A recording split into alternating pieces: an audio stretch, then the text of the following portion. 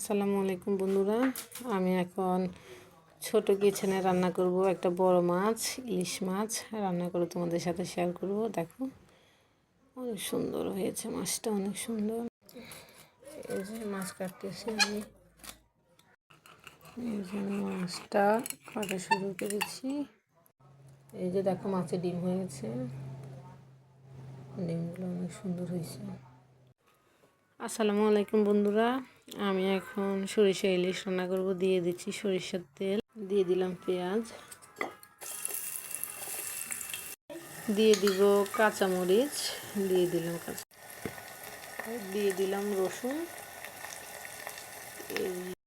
দিয়ে দিলাম লবণ, দিয়ে দিলাম একটু করে হলুদের গুঁড়ি, দিয়ে দিলাম মরিচের গুঁড়ি, দিয়ে দিলাম জিরার গুঁড়ি, এই যে দিয়ে দিব একটু করে ধনে গুঁড়ি। এখন আমি সরিষা এই যে দিয়ে দিচ্ছি, এই যে দিয়ে দিলাম সরিষা। আমি দিয়ে দিব একটু পানি, মশলা লেগে যাচ্ছে।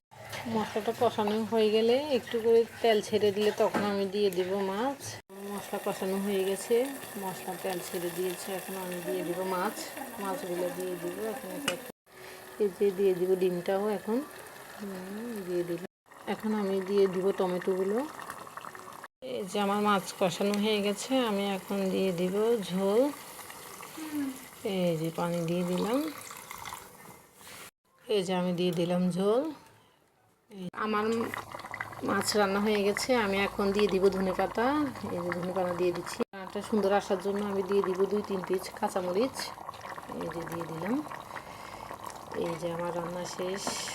এই যে আমার ইলিশ মাছ রান্না শেষ, সরিষা ইলিশ। আমি এখন খেয়ে নিব। এই যে আমার রান্না শেষ।